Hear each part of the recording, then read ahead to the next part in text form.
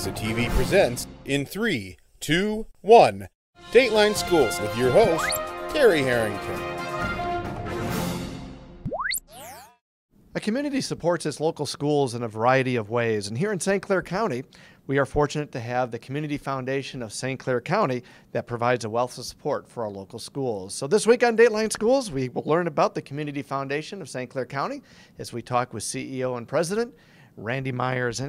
Randy, help us understand, what is the role and the function of the Community Foundation? Well, community foundations really serve to protect a community's charitable assets, and we endure over generations. We've been around since 1944. So really, people turn to us when they want to protect and preserve charitable assets and give back in perpetuity.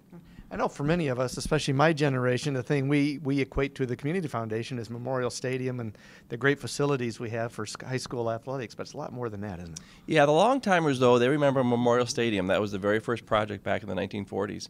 And a lot of people equate us back in those days when we were doing big bricks and mortar projects, expanding parks and building schools and helping with the hospitals and Memorial Stadium.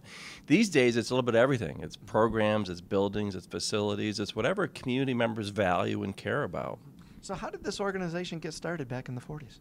Well, you know, if you can imagine what it must have been like to go through the Great Depression in the 30s, World War II in the 40s, and as World War II is winding down, communities across America are struggling with how do they start to reinvest in their communities? How do they do it in an organized fashion? How do they give back?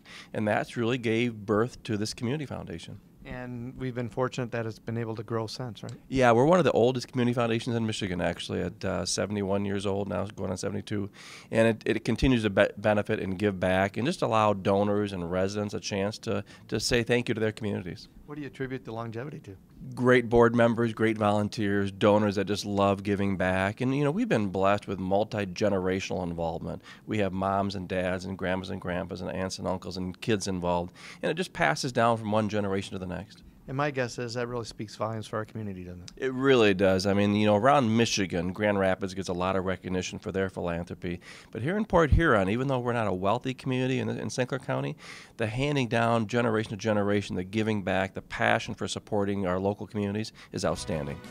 We'll be back with more tomorrow. For Dateline Schools, I'm Terry Harrington.